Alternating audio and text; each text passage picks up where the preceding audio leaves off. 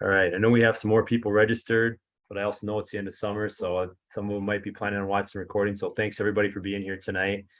I'm going to give you my best stuff tonight, just because I feel like, it's like this is one topic that we say at our business that it's 80% of your results. And a lot of times, if it's 80% of your results, there needs to be more focus and more thought put into your nutrition.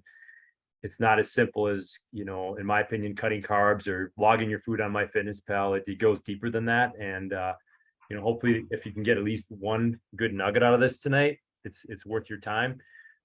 So I know I put a slide in here in case you didn't see the slide, but I get asked this question a lot. Actually, one of my clients asked me this today about, what's your background in nutrition, and I'll be honest, I don't have a 4-year degree. I'm not a licensed nutritionist.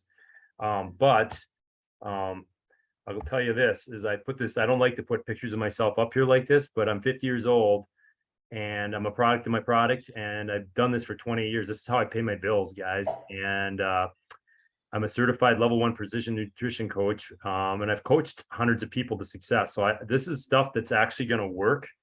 It isn't just academia knowledge, because I had a 4-year degree from Mankato State. And I tell you right now, the stuff I was taught in college, I don't use at all. So I'm going to give you stuff right from the trenches tonight.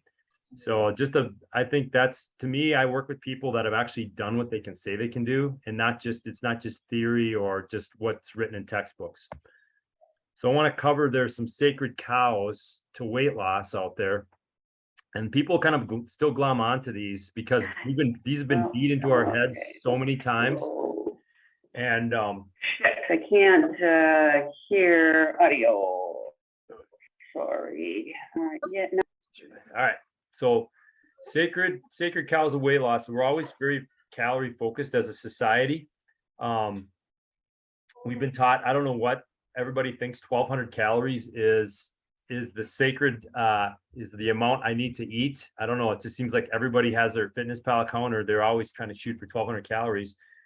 And the reality, and Tracy can back me up on this because she's my manager, is we see people that are not eating enough calories and they're sabotaging their metabolism. There's a lot of people under eating, and that's what's really the problem. And problem with under eating our calories is when we're in starvation mode, we start to lose muscle tissue. And that, those of us over 40, when we lose muscle tissue, that kills our metabolism. Muscle is a metabolic tissue, fat is not. And when we lose muscle, that's going to contribute to a slower metabolism. Also, what happens when you cut calories for an extended period of time, you get kind of a metabolic slowdown. You have certain hormones in your body, like leptin, that will slow down.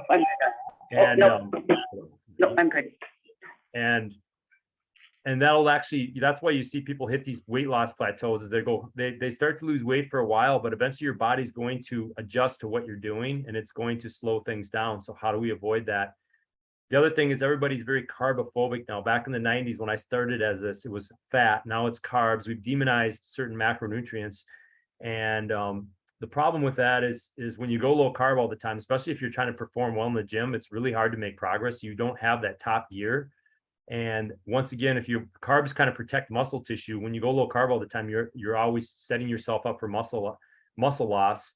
And it can also, your brain runs well on glucose. And I know some people do keto and some things like that. And I heard it described really well as like, sometimes people will use something like a keto or something to get out of, it's kind of like going to the emergency room when you're injured. It should be a temporary thing that can help you maybe get your blood sugar in control, but it isn't a long-term strategy for continued weight loss and a better body composition, because a lot of people, when they say they want to get toned and lean, they want to actually add some muscle, lose some fat. That's really what you're saying. And it's really hard to do that on a low carb plan. And then we've been told like lots of cardio.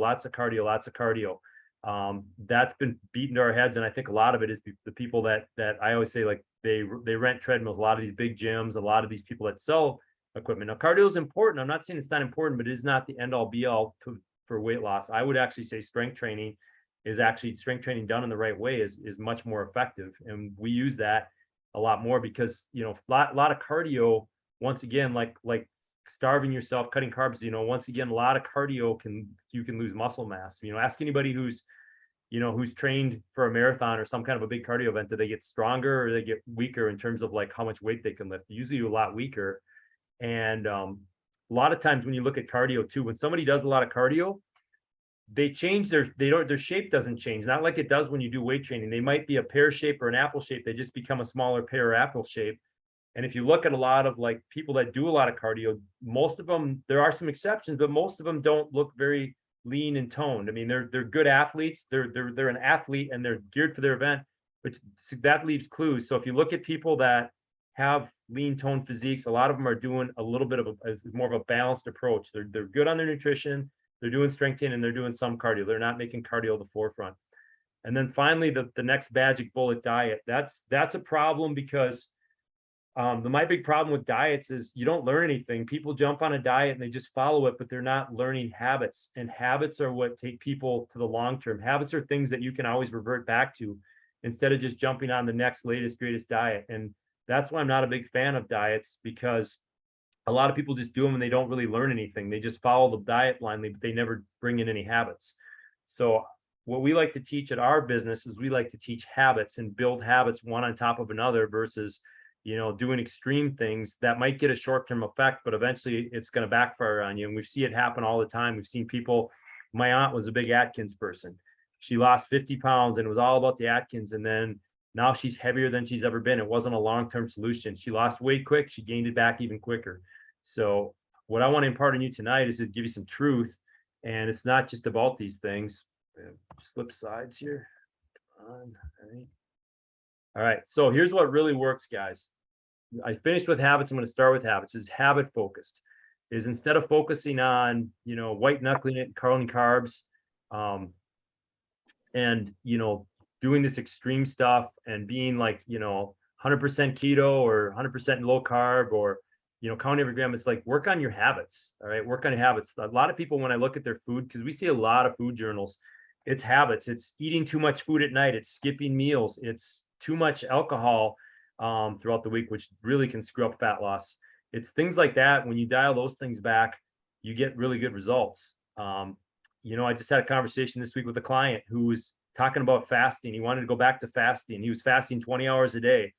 And he said, I'm not losing weight. Well, when I talk to this client, when we start talking, he's having about 2 or 3 alcoholic beverages every night. And alcoholic beverages, I'm sorry, they mess with it's not so much the calories, they mess with your hormones and your body's chemistry, and they are not good for body fat loss. But once again, we're trying to go back to the diet and we're not working on the habit. Whereas maybe if we take the habit, because I had a guy in my last nutrition program that cut back his alcohol content from 7 nights a week down to 1, and he lost like 30 pounds just by focusing on that one habit. That was a huge game changer. You don't have to change. Sometimes people think there's like 10 things they got to change. A lot of times when you focus on a few habits, it'll take you quite a long way versus just this insane, like extreme mindset, all or nothing mindset, which is kind of leads me into number 2 is I'm either on a diet, I'm going hardcore, or I don't care. All right. We see this one a lot. It's all or nothing. It's hot or cold, it's not warm. And you'll see people do that, and then we see it right at the end of the year. And that's why I'm doing this now, because I want people to have good momentum going into the holidays. We get into the holidays and people just don't care. And then they regret it when they get into January 1st.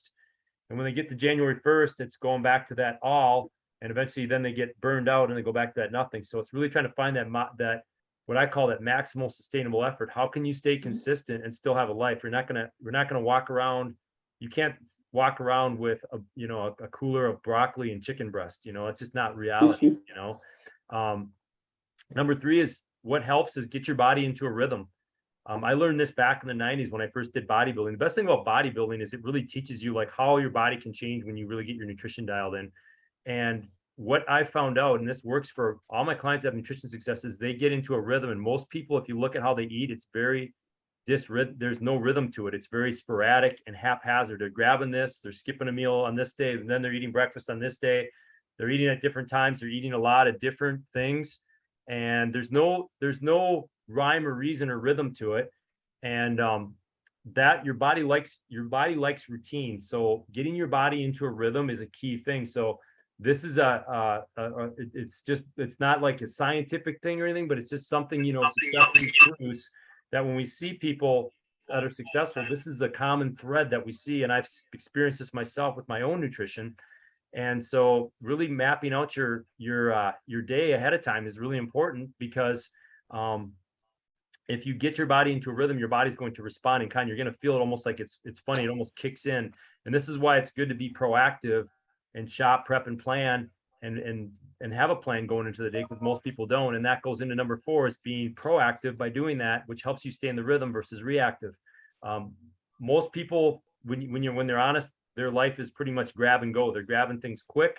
They're grabbing things on the go. And most of those things are pretty processed foods, not a lot of nutritional value. Just go into a quick trip any morning and you're going to see what people are doing for breakfast in the morning. A lot of times it's a big Mountain Dew, a donut, a lot of sugar, a lot of quick, easy things, or I'm not eating anything at all. And then I get home at night and I'm starving, and then I eat all my calories and then some in one meal.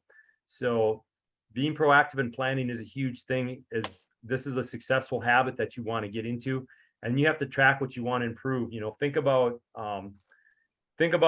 what if you never checked your bank account? You just thought, oh, I think there's enough money in there. There's, you have to pay attention to the things you want to improve. You're going to track and you're going to pay attention. You're going to focus on. And if I just kept, spending money and throwing some money in once in a while, and all of a sudden I get an overdraft notice from the bank, that's on me, because I'm not really taking a close track. Because when people actually start tracking what they're trying to improve on, they start to figure out things on their own. They don't need a coach there.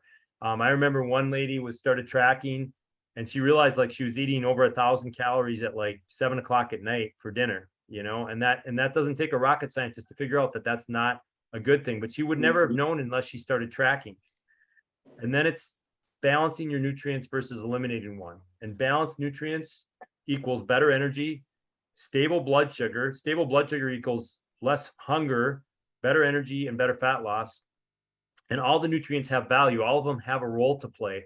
So not getting into that thing where you eliminate one, but really trying to balance them out. We like to have an equal balance with this, and we use a point system to do that. It's a great way to learn how to balance your nutrients. And then number 7 is accountability. And I'll say this for myself, this is something that I can do, that it's natural to me, that I coach people on, but I have other areas in my life I don't do well that I need accountability. So like years ago, I wanted to get my faith and my spiritual walk better. And luckily a man came into my life that became my spiritual coach. And I still have him come into my gym every week, and we still have a meeting every week. And that's because I need accountability in that part of my life, because I'm not strong as I am in some of the other parts of my life. I have different people to keep me accountable. I have a business coach, because as a business owner, it's a whole different skill set than as a personal trainer. I can train people all day, but then there's the other part of my life where I have to run my business. So these are all important things. These are all the things that actually work. And these are the things that we see work when people put these things into practice consistently. And I don't ever say perfection, they get results. And then one thing I like to have people on that is a big rock is for them is to start focusing not just on calories, but focusing on what is going on with your hormones. And you don't need to draw blood work to know this, because this is a lot of times people don't really think about this. They don't understand it. And probably the number one I have people focus on, the big rock, is insulin. People have heard about maybe insulin resistance, insulin sensitivity. Maybe you've heard it called metabolic syndrome. This is the problem that I see for a lot of people, is that the way their lifestyle and their nutrition habits really kind of feed into this insulin problem. So if you look at this picture on the right side, when somebody eats a carbohydrate, what should happen is it should make glucose and produce energy, go into the muscles and the liver and be used as energy. But what happens for most people is they eat those carbohydrates, their blood sugar spikes too much, their body produces a lot of insulin to counterbalance that, and that produces a fat storing environment. A good analogy I can think about is if you think of your muscles and your liver like a sponge, and think of your carbohydrates like water in a sponge. And when you're exercising and eating right, it's like you're wringing out that sponge every day. And when you when you put that water on, that sponge sucks up all that water. But when you don't do those things, when you're not eating the right things and you're not exercising, what happens is that sponge is like saturated with water, and you're trying to pour more water on a already saturated sponge, and you get a spillover effect. And that's in a sense what happens with your blood sugar and the carbohydrates that you're eating, because you're eating the wrong types and you're eating too many of them. And you get this spillover effect like you are on the sponge. And that's where you start to put on the weight. And that's where you start to go at some age. Like, I haven't really changed the way I eat, but all of a sudden I'm starting to pack around weight, especially around the midsection. And I don't know what's happening. It's because somewhere along the line, the switch flips and you go from insulin sensitive to insulin resistance. Insulin sensitive is the left side, insulin resistant is the right side. And that's where most people are sitting. So when they're eating a lot of these things, their body's overproducing insulin and it's keeping them in a fat storing environment. And the way you improve that, because if you don't, if you keep going down that road, that's what leads to type 2 diabetes. But the way you improve that is there's 3 levels to be addressed. And a lot of people will say, well, I just going to cut my carbs. That's the easy way to do it. That's part of the thing. But I've seen people that still have issues if they don't address it on all levels. So yes, one is you got to get your nutrition under control. You got to balance out your nutrition, and you got to include some exercise, because that's like wringing out the sponge, so that when you do have carbohydrate, that the water goes into the sponge and it doesn't spill over, the water being the carbohydrate. Number 2 is stress can have a real big effect on this as well. And that's a little bit more subjective, because it's hard to measure that. But when you're under a lot of stress, your body can be more insulin resistant and your blood sugar doesn't work as much. You're typically not sleeping as good, which can help contribute to that. And then there's also inflammation. And there's a lot of things we eat that are very inflammatory. A lot of things, processed foods, things like vegetable oils, trans fats, a lot of our processed fillers and things like that can lead to inflammation in the body. And that can also contribute to that. So a good thing to do is to make sure that, one, I'm doing some sort of exercise. It could be something as simple to start off with is a lot of people have a Fitbit or an Apple Watch just to start a walking program. Ideally, we'd like to see you do some strength training too, but I like to give people simple solutions. And then the other part with the nutrition is to start eating your carbohydrates from whole foods. And we'll go into it more, but adding more protein at your meals to balance out your meals. A lot of people think they're eating enough protein and they're not. And that helps balance out this insulin thing on when you start working on it, because a lot of people think, well, I'm eating 1 egg. Well, 6 grams of protein is 1 egg, and that is generally not enough for most people. So we want to work on these 3 things. And a lot of times, if you start eating healthier foods, better choices, your inflammation levels go down. And then when you start exercising, you start creating a better environment. And then when you're balancing your foods, your blood sugar is going to get under control and your insulin is going to go down. And I'll get into this a little more on how to right the ship. But then stress is another thing not to ignore. Are we overscheduling ourselves? Are we not saying no? Are we not doing anything to counter our stress? Because I always tell people the stress isn't going away. It's how we deal with it that really matters. Do we have a mindset practice? Do you do some kind of prayer, meditation, yoga? Do you like one of my clients just goes for walks and gets outside? You do things to calm yourself down, because I think we underestimate the power stress has on our bodies. The other thing is ghrelin. This is the I'm hungry hormone, and ghrelin typically goes up when we start to slack on our sleep. It's important that, once again, like your nutrition, is to get into a rhythm with your sleep, because when you start creating a sleep routine, your brain picks up on it and knows that you're going to sleep. So what do you have a consistent sleep routine, just like you have a consistent nutrition routine? Do you, like, some people will should get the room dark. I know it's getting darker now. I hate to say that because fall's coming, but get the room dark, keep the room cool, and then get off your electronics an hour ahead of time. Start to figure out a way to ramp yourself down. I know I've had some clients, I have them set an alarm, especially when they're working at night, is put an alarm on your phone. And when that alarm goes off, you have an hour to get ready. That tells you to get off your electronics and to start getting ready to sleep and create a calming environment. And some people like to do a bath. Some people like to shower, whatever it is to calm you down. But take your sleep seriously, because when you don't have sleep, when you're not getting enough sleep, your ghrelin levels go up, and that creates that I'm hungry hormone. That's why a lot of times people have these uncontrollable cravings, is because their hormones are out of whack. I know one of the ladies in our last nutrition thing in our summer program, she works in IT, and they had an overnight emergency. And for like 3 days, she was working like round the clock nonstop. And she said, my hunger's out of control. I'm having weird cravings. And I said, well, let's see what happens when you get back on your normal sleep schedule a week from now. And a week later, when she was back on her normal sleep schedule, they just magically went away. We didn't change anything with her eating, but I knew, because she had been sleep deprived, that was probably what was going to contribute to that. The other one is leptin too. Leptin's the I'm full hormone. That's that one that tells you to stop eating. That hormone will actually drop with chronic dieting and cutting your calories too fast. And it also gets better when you improve your insulin resistance or insulin sensitivity. And then there's cortisol, which people hear cortisol and they think it's a bad thing. And you actually need cortisol. That's what you need when you do your workouts. That's what you need when you're doing like intense stuff. And everybody should do some intense stuff. You need some cortisol release every day. The problem is that Americans are in a constant state of chronic stress, and that's a constant rate of elevated cortisol. And when cortisol is chronically elevated in your body, what it does is two things that aren't working for your body comp is it's going to eat up your muscle tissue, and it's also going to promote fat gain. And they talk about the cortisol belly. It kind of looks almost like a beer belly, but that's why I go back to the stress is we have to learn to control our stress, and we have to get ourselves out of fight or flight. And fight or flight doesn't mean you're like necessarily you're gonna take on the town bully or you're running from a lion. It doesn't, but it does mean like, are you running every day from like soccer practice? Are you running yourself crazy? That is going to be a fight or flight thing. Are you always working late or never taking a break and just going crazy nonstop? That's fight or flight. And then you can almost feel the wear and tear on your body.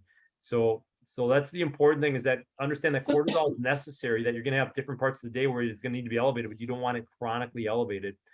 And then last is human growth hormone and testosterone. These are big hormones that help promote good body composition. They help you keep or add lean muscle tissue, and they help you burn body fat.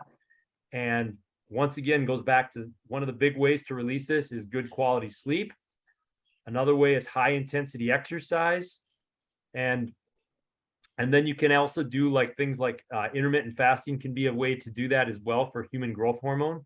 And there are some supplements and things that can help that, but I would focus on, instead of going into what supplement's going to work, is I always start with habits, is better sleep, because it covers a lot of these bases, and some high intense exercise once or, during the week. And sometimes people say, well, I'm not going to do like a boot camp. I'm like, no, that's just going to be relative to the person. High intensity exercise for some people might be, riding a bike up hills. Other people might be doing, sprints up hills. It's relative to where you're at with your fitness, but these things can help raise these levels up as well. And then other things that can blunt, especially testosterone, are a lot of the processed foods. Once you get some of those things out of your diet, those things can help, especially like things like soy, and then also the other thing with testosterone is really watch the plastics. If you're going to use plastics, like BPA free plastics are good to use, but I would recommend taking it a step further and using mostly glass and metal type products because a lot of the plastics can actually be insulin mimickers in there, and that can actually work against your testosterone too as well. But I would say the number one thing you want to focus on is sleep. When it comes to these two hormones, I would start there, and then I would work on the other things after that.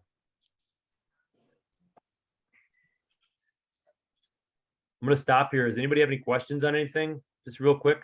I'm just rambling on. I just like the one may always be the one talking. Or Tracy, anything you think I should add? Because you've seen me do these. Everyone's good? All right. Mm-hmm. I'm good. All right. Next thing that matters most, though, I mean, we can talk about all these, we can talk about supplements, we can talk about working out, we can talk about eating right, but what drives all those things is your mind. And this is why we say mindset matters most, because if you win the battle in your mind, you're going to win the battle in your body. All right. This is where the battle's won or lost, because I know I said it, it's fall's coming. That means winter's behind it. But what is going to get you? What is going to get you out of bed to do these things that you need to do when it's cold out? A lot of Minnesotans, this is a big problem in the winter, as we go through this seasonal depression, and we have to have things in place to start winning the battles in our mind, because this is where I see a client that has great results versus a client that always seems to be spinning their wheels. And when they start working on your mindset, you'll notice that not just your fitness, but every area of your body, every area of your life, gets better. And so we have to start looking at our speech. That's one of the areas I really coach my clients on. My clients, if someone were on here would agree with me, is powerful versus powerless language. The Bible has one of my favorite passages in the Bible. It says life and death are in the power of the tongue. And I love that passage because a lot of people speak death over themselves. I hear people say, I'm too old, my metabolism's broken, I'm too fat. All these things. Don't ever speak that over yourself. All right. The reason I put that picture up at the beginning is because I turned 50 this year, and a lot of people think, 50, it's the end of the world. I'm old. And I hear people my age talk about being old. It's like that's a self-fulfilling prophecy. When you start speaking things over yourself, that manifests in a good way or a bad way. I heard a good story this week. It was about a guy went in to fix a freezer, and he was trying to fix something in the freezer, and the freezer locked behind him. And he started writing things on the wall and said, like, it's so cold in here. I don't know how much time I have left. And he started writing all these things about I'm going to die. And then eventually he did die. Well, when they opened up the freezer, the temperature was 56 degrees. He basically convinced himself to die because whatever the thing was he was fixing had wrecked the thermometer. But I thought that was a good story because a lot of people do that. They just speak death over themselves. And they also speak this weak language. They say, well, I'll try. I hope. I mean, if you're having a party and you say, are you going to show up? And they say, oh, I hope I can make it, or I'm going to try to make it. Do you really expect them to show up? They've already said they're not coming, right? It's kind of I've already admitted defeat, or I'm already kind of given up. So start say, I can, I will, I'm going to find a way to get it done, and start speaking power over yourself. You'll be surprised. I still catch myself doing it, and you'll see my clients will catch themselves when we do our coaching, because they'll say, I'll try it. They'll say, I'll try, and they'll stop right away and they'll change it. Even my daughters, when we do our prayers, we'll say that, and they'll catch themselves, like, because there is a lot of truth to that. How you speak is going to determine how things are going to go for you. And people say, oh, I don't believe that. And it's like, I can tell you firsthand, you can see people when they get results, they speak differently, they carry themselves differently. So start to carry yourself like a champion and realize you got a lot of potential left. Don't say, oh, I'm 50, I'm 60, I'm whatever. That's BS, guys. It's like I've seen people in their 50s and 60s and 70s better athletes than they were in their 30s and 40s. So I've seen some amazing things in my career. So we want to speak life over ourselves. Number 2, motivation is a myth. All right. I hear people say, I'll start when I get motivated. Well, you know what? That's a unicorn. It doesn't exist. All right. Motivation is going to fluctuate. Some days you're going to feel like going out and killing it. Other days you're not. But you have to have discipline over your feelings. You cannot let your feelings and emotions run your life, or you'll never get anywhere. I heard top athletes interviewed by a pastor one time, and he said, how many hours a week do you train? And it was like, someone would say like 28 hours a week, or some crazy amount, like 30 hours a week. And they said, do you always feel like training? And they said, no. And they said, well, why do you do it? And they said, because I want to win the prize. So if you let your feelings dictate to how things go with you, then you're never going to get anywhere. But you have to, once you start doing the action, even if you're not motivated, the discipline or the motivation will kick in. And it's like some of those battles you win, honestly, when you go to the gym or you do something, even when you don't feel like, when you win a battle like that, you almost get more fired up because you knew, I just overcame a big roadblock. And that's how you create mental momentum. I feel like sometimes my best workouts are the ones I go do when I'm least motivated. I remember years ago, I had a terrible day of business, one of my worst financial days of business. I was doing this hard workout plan on my own, and I had to do the hardest day the day after that financial setback day in my business. But what I did is I went in and did that hard workout, and you know what? I was fired up afterwards because I knew I did not let my mind win that day. I was going to win the battle, and I was fired up, and I came back from that. And that's something you got to learn, is like, do what you need to do, even when you don't feel like it. When people tell me that they're not motivated, I don't like that excuse, because I'm not always motivated. People think, oh, you're a personal trainer, you always want to work out. I'm like, no, I'm in the gym probably 50 hours a week. The last thing was, sometimes I feel like doing is being in the gym more. So learn that's a myth. And then number 3 is, just like food, what are you putting in your brain? All right. What are the things you're watching and listening to? Are you listening to the news and getting all stressed out and fearful? And is that triggering stress in you? Is that raising your stress level? Remember I talked about stress? It's like, it's going to be there, but how we conduct ourselves is going to control it. And people say, what does this have to do with nutrition? It has everything to do with it, because when you're stressed out, a lot of people, what do they say? I'm a stress eater. When I get stressed out, that's what I go to for my comfort. Well, why don't you remove some of those sources of stress? What are you surfing on the internet? Is it social media? What is it? start listening to podcasts, start listening to things that are going to actually add something to you. They're not just junk food, all right, for your brain. This is a game changer for people. And start to look at, like, notice how you, like, I know I listen to a good podcast on different things I'm interested in. I'm actually fired up. I learned something new. I feel like I have more intelligence, or sometimes I listen to something that lifts me up. You know, it might be one of my favorite pastors or something, but start to look at your brain like your body, like what are we putting in it? Number 4 is identify your triggers and overcome them. Stop telling yourself you're a sugar addict, or you're a carb addict, or whatever it is, and attack the problem. All right. So don't just accept that, that is not who you are, and you can overcome it. All right. Find a way to deal with it. Like being a business owner, I can tell you, and maybe you have some small business owners on here, is one of the norms of being a small business owner, and some other people probably that have owned a small business can back me up on this, is you're always having issues and problems that are going to come up. But instead of just accepting them, you got to figure out how to tackle them and overcome them. No, it's the same thing with this, is why am I having cravings? Why do I always want to overeat at night? And start to work yourself back. And a lot of times it is something in your mindset. It's become a habit for some reason, and something's triggering that. It could be like, I watch this television show and automatically I go get the ice cream out of the fridge. I don't know, but you want to identify those things and attack them. Don't just accept them and let them sit there, and just and realize that you can beat these things. Number 5 is people pleasing. We always hear us from Minnesota nice.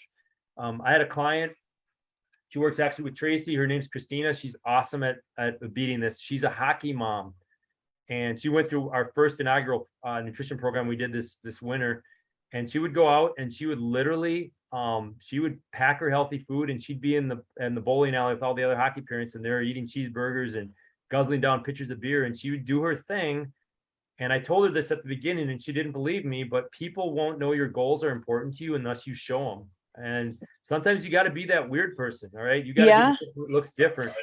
So Okay. one of the things you want to do is make sure that you show people that things are important to you by your actions, and not giving into You them. drank enough, you Most ate of the enough. time, people don't care You're not going to eat tonight, what's going on with so you. you're going to be able to sleep, although you didn't eat. And Okay. and it's all right. All right. Where's that? People pleasing. So yeah, so most people don't care. And a lot of times we give in and we just want to go along with the crowd because we don't want to rock the boat. We don't want to look weird. But this Christina, I'm getting back to her, is not only did people start to support her goals, so they would actually say, hey, Christina's coming over. What can we make for her? What can we do for her? Then a lot of times people are going to seek you out when they see that you're serious and that you're starting to move forward, and that you're sticking to your guns. They're actually going to seek you out for help. And that's what happens. But sometimes initially you're going to have to look weird, and you have to be okay with that, because the norm in our country right now is overweight. All right. 75% of our country is overweight, and about a third is obese, is what's determined clinically obese. So we want to make sure that we're going to look different, because being fit and being at a healthy weight is not a normal thing in our country right now. And then the last 2 I'm going to talk about is number 6 is realize that, give yourself some grace. Realize that along the journey, you're going to have some setbacks. Accept it as part of the journey. Any good fight, you're going to lose some battles, but you're going to win the war. All right. You're going to have a week that things don't go right. That doesn't mean you got to give up. You're going to have a day where maybe you give into your cravings, and don't look at these things as like you blew it or you lost, but reframe that as, how can I prevent that from happening again? Learn from it.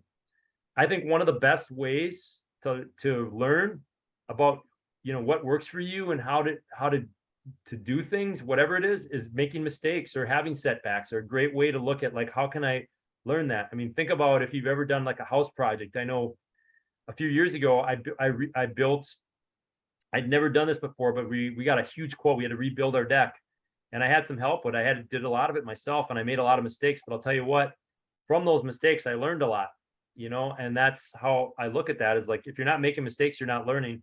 And realize that nobody who's had great results, nobody I've ever coached has run the gauntlet and been perfect. And so a lot of times people have an off week or maybe a couple off days, and they start to doubt themselves and they want to quit.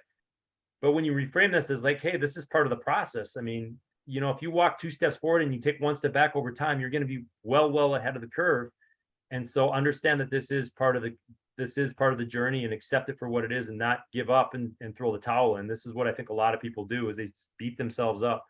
And it's not about perfection. It's consistency, right? Like progress, not perfection. All right. Progress is going to come from consistent behavior, not perfect behavior. In fact, a lot of times when I'm coaching people, when they're trying to be perfect, I will call them out on that because I don't want them to. I know what happens when you're trying to be perfect. It's like a dam's building and it's going to break. So a lot of times when people have tried to be, they don't let it go. I want to see people actually sometimes fall down because I want to see that they can get up again, that they can keep going. That's a big victory for a lot of people because a lot of people, once they fall down or they have one setback, they give up and they have that negative talk. It goes back up to number one, that self-defeating talk. And then the last thing is, don't compare yourself to other people. Think about a marathon. Everybody who runs like the Twin Cities Marathon, my wife did that years ago. And I'd never watched a full-on marathon. It was pretty cool to watch though, because you had all different types of people. You had your top elite runners and you had people like that were in their probably 70s, maybe 80s. You had different sizes and shapes of people. They're all running the same race, but they're all running a different pace. And they're all running their own race. Well, this is your race, all right? Nobody else's race. So because somebody else is doing something and, like I've heard this a lot, like my neighbor went out and they ran and they lost a bunch of weight. I hate running, but I want to do it because I want to lose weight. That's not what you should do because it's not going to last because you hate it. My neighbor did this diet, so I need to do this diet, and you hear that all the time. One thing I can tell you about nutrition is what works for one person doesn't work for another person. Everybody's body's different and it is a discovery process to find what works for you.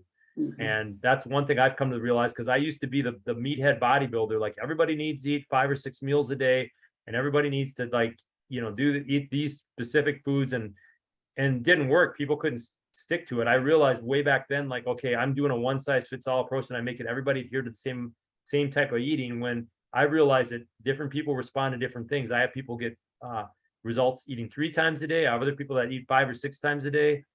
I have some people when they get going down the road, I'll do some intermittent fasting. I'll have some people do carb cycling as they get further down the road. Now these are things down the road. They don't always work for everybody. All right. I have some people that I've done some low carb cycling and they just feel like crap and they get 0 results. So a lot of this journey is a discovery process on how your unique body chemistry is going to respond to different things. And sometimes it goes great. And sometimes it takes plan B or plan C to get it to move. So understand that, and you're going to be different than the person that you're comparing yourself to. I like to use this lady here because I really liked, she was one of my first like full-on nutrition coaching clients when we started doing just nutrition clients. Her name is Nergis. She's actually a therapist and she works right by where my gym is. And she was referred into me by one of my clients. But what I liked about her is from the get-go, she understood because she does therapy is like, just like when you're meeting with somebody that has, emotional, mental issues, it isn't going to be fixed in 1 or 2 sessions. There's a process. And she said, I understand there's a process.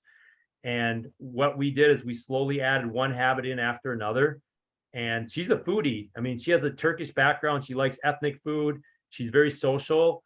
And so really what we found out is we found the right balance for her is how can you still have a fun social life, have some of the things you enjoy, but do the things that you should be doing to move forward most of the time so that you can move forward, but still have your social time and enjoy some of the foodie things that you enjoy. And I think I worked with her for about 5 or 6 months. Yeah, 5 months it says in here. And she lost 30 pounds. And it was this nice, consistent process. She would get one habit going. She'd get that habit, get that plate spinning. Then she'd add another one and then another one and another one. And pretty soon it was just like the weight just kind of went away, and it was not, and like it says in here, it wasn't like she was ever starving or felt like she was miserable. She just respected the process. So understand that this is a healthy process. I saw her the other day in the parking lot and she's still, what makes me feel good is she's still lean. She's still doing what I taught her to do. And it isn't like, okay, now she's gained the weight back. Now she's going to go jump on another diet. That's the goal here is that she knows, even if she, like all of us, she's going to get off track. She knows what habits she needs to get back to. It's not going and finding the next latest, greatest diet. So this is just one of my examples of how nutrition coaching can be a real benefit to people. All right. So you guys came here for some steps to right the ship. So these are the steps, and I've already talked about some of these, but I'm going to reiterate them. Number one is you got to figure out what you want and where you want to go. Just like when you're going somewhere and you pop it in your GPS and your phone, where are you going? All right. understand you got to have a destination in mind, whenever you're doing something. So I'm guessing everybody's on here tonight because they want to make some changes. They want to move forward. Most people I know want to lose some body fat. They want to get leaner. They want to improve their body composition. So where does that look like to you? I know for women, clothing size, right? Clothing size is usually a great way to measure it. You can get measured and get your body composition done. That's what we do a lot I like body composition where we do skin fold measurements, because that's really measuring your percentage of body fat to lean muscle. Measurements can be good. I would say weight on the scale, it can be used, but I would not make it the best way to do it. I like clothing sizes because we know weight can fluctuate. Things, if you go out for a weekend and you eat out, sometimes you're going to hold some water weight. Women, when you get on your cycle, you're going to hold some extra water weight. So that can fluctuate, but body composition is a great way to do it if you're looking at that. And then clothing size, because even if as you're losing and you're changing the way a lot of people, like when they fit into clothes, that's always a big win for them. But figure out where you want to go, and then why is it important to you, and don't have these surfacey answers like, well, I know I should be healthier, I just want to feel better. Yeah, everybody wants to look better and feel better, but why is that so important to you? Go a little bit deeper with that purpose. Who is it you want to be is a good question to ask yourself. What does this tie into the person I want to be? For me, I can tell you, really important to me is it's all about integrity in me. I always try to be a person of integrity. So if I sell this and this is my business, and if I'm not practicing what I preach, I can't live with myself. So part of it is one of the things that's good for me is that I have my own accountability, because I have to be a product of my product. And it's about integrity for me. It's kind of like me, if I was going to be a real estate agent and I was renting a 1-bedroom apartment, I didn't own my own property, but here I am telling people how great home ownership is. All right. So it's important for me. That's part of who I want to be. I want to be a person of integrity. So that's why one of the things that keeps me going. So figure out what that is for you, and then what's your action plan. And I would say keep it short, three steps, maybe 5 at the most, but the shorter and more focused it can be. I know I have a client named Tanya, and she's about to hit one of her big goals, and she just has a steps goal. She has a water goal, and she does 3 days a week of strength training, and she plans her food. Those are her 4 things she does week in and week out. Success is actually really boring, you guys. You don't need to write a book. So keep your action plan short and focused. Don't write 10 steps out or you're going to forget them. 3 to 4 steps for a lot of people that can remember to do those over again. It's wash, rinse, repeat over and over and over again. That's really what it takes. Number 2, like I said, you have to shop, prep, and plan. This is a game changer. This is huge. These first 2 are really huge. Is like, if you don't get out and shop, you're typically going to be, if you don't have good food ready to go and you get home from work and you're hungry, what are you going to be likely to do? You're going to go maybe go get takeout, go out to eat, or, heat up a frozen, pizza or something quick and easy, which most of the time is not going to be a good choice. So take the time and do this. Like I said, you focus on what's important. So block time to do this. I know sometimes, like on the weekends, I'm sitting out there on a Sunday night and I got the grill going. I've got stuff cooking on the stove. But I'll tell you what, once I get into my week, it's so nice to have my lunches ready, have my breakfast stuff ready, have my dinners ready. Because when I get going, like I'm sure a lot of you guys do, it's hard to stop and make food and plan everything. So if I have everything ready to go for the week, I'm much more successful. And I, believe it or not, I still fall off and I can tell the difference. And all of a sudden I forget my lunch. And then it's like, okay, what am I going to do for lunch? And it's like, what can I go do? And what do I have time to go run quick and easy to do? And a lot of times that isn't the best thing. Number 3 is pick one habit a month. Give yourself at least a month to build this habit in. So, you might say, well, gosh, I really want to cut back on my adult beverages. I really want to stop skipping breakfast. I want to drink more water. Pick one. All right. Doesn't mean you don't think about the other 2, but pick one as your priority, your highest priority, because if you try to change more than one big habit at once, it's 100% failure rate. They've done studies to prove this. That was one of the big things in precision nutrition, is they talked about, like a lot of people, they overestimate what they can take on. Well, you got to realize you're trying to make this change, but you're also trying to run your household, your kids, you got your job, your career, your business. You might have some volunteers, things you're doing. You're trying to keep your house in order. So people only have a finite amount of energy they can put towards something. So when you do one habit a month, like the Nurgis I showed you, that can take you a long way. So realize it doesn't sound like much, but it can be very impactful. Protein at every meal. Protein is huge because protein will do a number of things. It's going to help you maintain muscle tissue, which we said is metabolic. Number 2, is it is the one macronutrient out of carbs, proteins, and fats that stabilizes your blood sugar and helps get your insulin levels down more than anything else, because it takes your body a long time to break protein down. So when you mix it in with carbohydrates and fats, it slows down the emptying time of a meal, and that slows down the blood sugar release, which keeps your blood sugar lower, keeps you less hungry, and helps you to burn body fat. It also is a thermogenic macronutrient, meaning that your body has to expend calories at a much higher rate to break down protein than it does for carbohydrates and fats. The body has to use energy. Protein is hard work to break down, and that's one of the things. It's a natural way to get your natural thermogenesis up and get your hormones in control. So how much protein? For women, I say 20 to 30 grams at a meal and about 10 to 20 grams at a snack. For guys, about 30 to 40 grams at a meal and 20 to 30 grams at a snack. So if you use something like an app I like to use is MyFitnessPal, which would be number 6. That's you don't have to buy their premium version. They're going to try to sell you, but do the free version of MyFitnessPal. It's probably the best app we've used to track this thing, and start to look at how much protein you're eating every meal. A lot of times you start tracking it, you realize, man, I'm only eating like 8 grams, 10 grams. No wonder. And then you start adding just another 10, 15 grams. And it's like, I'm not hungry. I feel like my cravings are going away. It's amazing. Well, that's protein. That's the protein power. So it's not just for building muscle, but it also has a very significant impact on your hormones in terms of controlling blood sugar. Number 5 is don't demonize carbs, but make the majority of your carbohydrates from whole food sources. And what are whole food sources? Stuff that man has not messed with. So I would say get the potato instead of and I use this tongue in cheek because people will do this. You go to Trader Joe's and you get the rice puffs. Well, they're at Trader Joe's, they're healthy, right? Not necessarily. All right. They're processed foods. Just because something's at Trader Joe's or Whole Foods or whatever, or in the health food section, doesn't mean it's good. You're always going to be best with whole foods instead of buying those packaged, whatever that they say they're all natural, organic. Get some potatoes, get some oats, get some fresh fruit, vegetables. Quinoa is a really good one. Get the rice that's from the bin or that's slow cooking. Don't get the instant rice or the instant oatmeal, but get the stuff that's actually from the bins that takes a while to cook. If it cooks longer, because it's a whole foods, are going to take longer to cook. It's going to take longer to break down, which just like protein is going to keep your blood sugar stable. And when your blood sugar is stable, your insulin levels goes down, and that helps. So those whole food carbs mixed with protein, that's a game changer for you when it comes to nutrition. If you do one thing, that's going to be a huge thing when it looks at nutrition, is like, what type of carbohydrates are you eating? And a lot of people are eating some of these foods because the food companies are very deceptive in their practices. They'll make something sound good, but a lot of times the ingredients or what's in it, the way your body processes it isn't so good. So that's why when you're never going to go wrong with whole food sources. Number 6 is start to track what you want to prove. Just by, like I said, like that one woman tracking, she started to realize, I'm eating most of my calories after 7 o'clock at night. That doesn't take a rocket scientist to know I need to change that.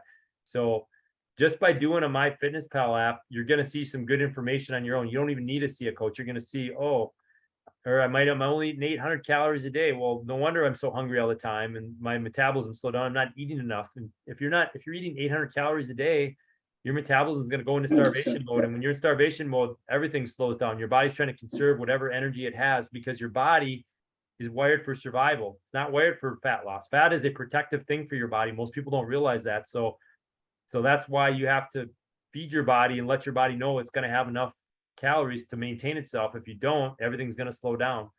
And then number 7, this is where you live your life. All right. I don't like to call it, we used to call it cheat day. And like I said, words have power. I call it refeed day. It sounds a little more strategic because it is. Because refeed day is a day where you go and you purposely might eat some more calories. And you say, well, that doesn't work, right? I'm like, no, it does work, because what did I say about low calories over time is it slows down your metabolism. And one of the things that drops is that leptin hormone, which is huge for fat loss. When that hormone drops, your body will stop burning fat.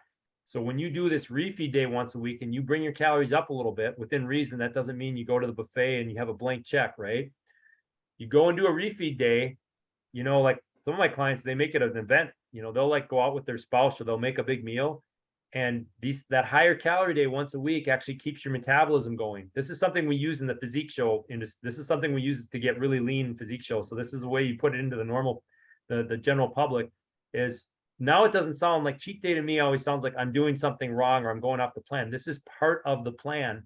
One of my great success stories right after COVID was this Heidi. She had put on 30 pounds during COVID and she wouldn't do the refeed day. And I finally told her, I said, I want to see those calories up. I want to see you eat on those days. I don't want to see you fast and try to, save your cheat meal or whatever. And so you don't go over your calories. And when she started to do this, she she never like hit a weight loss plateau. She kept losing the weight and she lost the 30 pounds right before her deadline for her goal. And this was one of the big things, and people don't believe me when I say this, but this actually works. And when you're going out for that dinner and you're having a dessert, maybe having a nice glass of wine and having a dessert, you don't have to feel guilty. It's like, this is part of my plan. I'm refeeding, and I'm also refeeding my brain, because you can't stay on a regimen 7 days a week and keep doing that week in, week out. That is insanity. And I can tell you, I did that when I did, bodybuilding and physique shows. I mean, that's a short-term thing for something like that. But for the general public, most people aren't going to go to that level. This is something that keeps you sane. It keeps your metabolism going. So there's a lot of benefits to it. So don't feel like you got to be perfect 7 days out of the week. And I like to see people actually do this and then get back on plan, because I know they're in control of their food and their food's not in control of them. So with all that being said, I hope people got something good out of it. And I'm gonna open up if any people have any questions. But where do I go from here? There's like a lot of good information here, but I feel like I'm drinking from a fire hose, right? There's a lot of things we covered here tonight. But I feel like one of the things we started to do is these 6-week nutrition challenges, which have worked really good, because it gets people to give nutrition the attention it deserves. If nutrition is 80% of your results, then you need to give it the attention it deserves. It can't be this haphazard thing. All right. A lot of you maybe have businesses, you have things in your life you put a lot of attention to and you see progress in it, right? If like maybe you're working on a house project and you work on it a little bit every day and you see daily progress. Well, it's no different when nutrition is. We created a program like that where you can put the attention it needs into it. So we do a weekly webinar Tuesday nights at 7:30 p.m. It'd be with me or one of our coaches. There's a few of us that do them. And you have weekly check-ins, which the weekly webinar, I should get back to the weekly webinar. What we do is we cover some mindset stuff. We cover some tactics. And so we put that in for the week and we cover like a weekly assignment. It's like you go out every week, and this isn't going to be like a long, thing that's going to take a lot of time, but it's really to help get people focused. And also what I like about our webinars is that people share best practices with each other. So people come together once a week and they share best practices. So a lot of this webinar too is getting people to interact, because a lot of times I'll say, okay, this person's dealing with this. I want you to talk to this person. I want you to speak to that during the webinar. So it's a good webinar. It gets you started during the week, early in the week, to get focused. And then the other thing we added in that we feel like is really valuable, because a lot of times people have specific things they want to work on, individual things, not just everybody in the group does the same thing. We have a weekly check-in with one of our coaches. And that's where you work on your specific habits or your specific plan with your coach.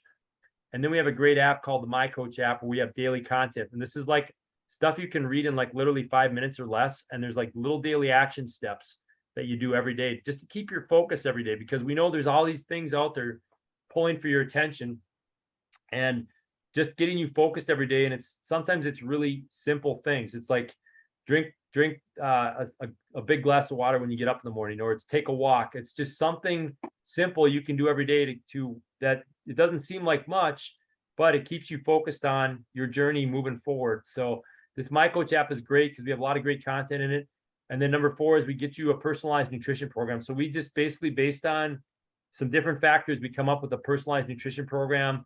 We have a great nutrition guide we send out to you. It's personalized for you. And so you have something to actually follow.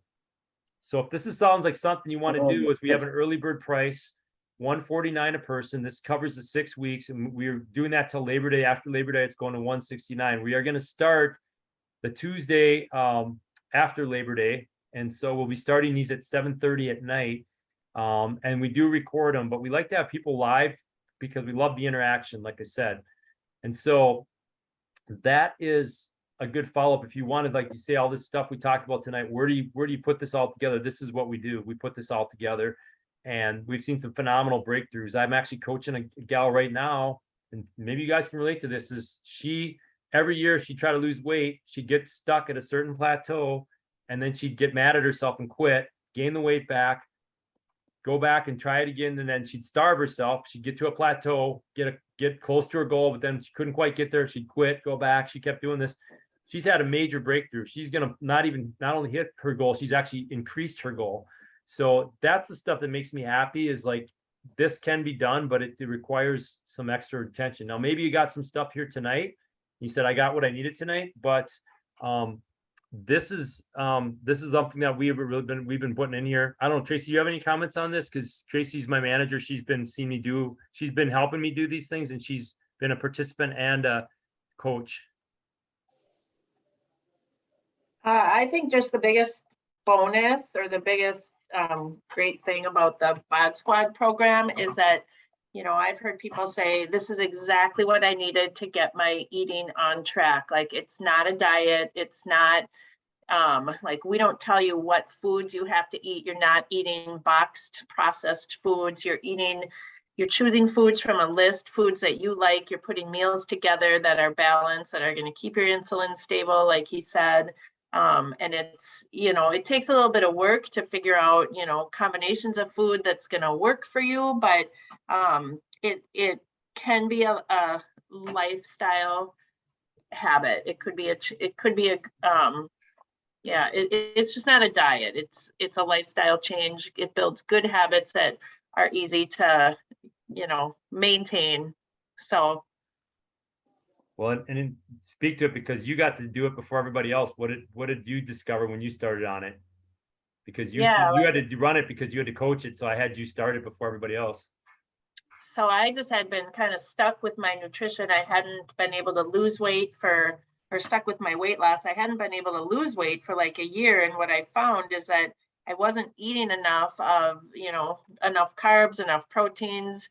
I was eating good fats, but I was eating too many good fats or too much hummus, for example. So yeah, just really, it teaches you just how to balance those things out. And I was able to lose some weight on this program, and now those meals are just stuck in my head. Like, I can still, wake up and go, this is what I'm having for breakfast. This is my lunch that is, balanced with carbs, proteins, and fats, and it's, keeps you full. So yeah, it's a good program, and it's fun. I mean, the Zoom meetings, when you're hearing from other people, I just always thought, wow, no one's going to want to talk on those meetings, but it's fun to hear from other people and hear what they're doing or hear what's worked for other people. And then you kind of also realize, I'm not the only one in this boat. I'm not the only one with this question. I'm not the only one that's stuck. So it is motivating. You build a nice little community of people, even if you only see each other on Zoom every week. So it's just fun. Cool. So at this point, I'm going to open it up. I put the link, if anybody wants to sign up tonight, put in the chat. But if I'm going to open it up for questions here for a few minutes, if anybody's got any questions or comments they want to. So I've been talking for the last almost hour here. So anybody have anything they want to ask or anything, any clarification on? Or did I just do such a rock solid job? Everybody got everything. Right, John? You're a rock star, no question. Yeah, I don't know about that, but hopefully people got some value here tonight. Anybody got anything? I feel like Ferris Bueller's Day Off. If anybody knows that movie, anyone? Bueller? Somebody knows that one. All right. Well, I'm going to give it one more minute. Anybody got anything? If they don't, I'm going to be respectful of your time. I'm just at about an hour here. I hope everybody got at least one thing. And like I said, I put the link in there, but you can always email me if you think of something, because everybody emailed me pretty much to reply to this. You have my email, but I hope some of you guys do join this because it is a really good program. I mean, I know last year, I looked at a lot of things we were doing and I wanted to do this better. And luckily I found a colleague that was running this program out East, and, the guy I trusted was a solid business owner like me and had a lot of integrity. And he talked to me about this, and it's basically a template we got. And I think it's been a really game changer for a lot of our people, even people we've been training for a while, where it was like, well, we're filling out our Fitness Pal, we're checking your food journal, but you're still not going anywhere because a lot of these things run a little bit deeper for people. And there's other things we gotta deal with, and like I said, I go back to mindset stuff. And sometimes it's things like, what environment are you in? Is, if you're in a cluttered environment, is that stressing you out? And then people are like, well, that's not a nutrition thing, but you know what to eat, what you should do, but why aren't you following through? What mindset things are holding you back? And that's a lot of times what a coach does is helps you find the answer. And a lot of people just don't, they know the answer, but they need somebody to help them pull it out, and then a plan to work through it, and there's just like, that's what good coaching is. That's what I've been coached. And I'll tell you what, sometimes I get off my coaching calls and I feel relieved, because the worst place to be is in limbo, not know which direction to go. But when you have a direction you're going, man, you can just put the thing in drive and go. So, and that's where I think coaching is a valuable thing, is because sometimes we just are sitting there and we're at an intersection and we don't know which way to turn.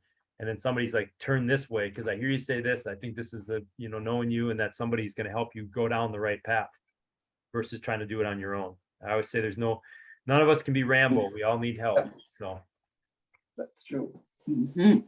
all right, everyone. Well, it is 8:34, and I am going to end the meeting here. So I hope to see you guys, some of you guys in this, and hopefully you other guys that aren't got what you needed out of it. I'm going to stop the recording, and you guys have yourself an awesome evening. Thanks, Eric. Thanks, Eric. Bet. Thank you.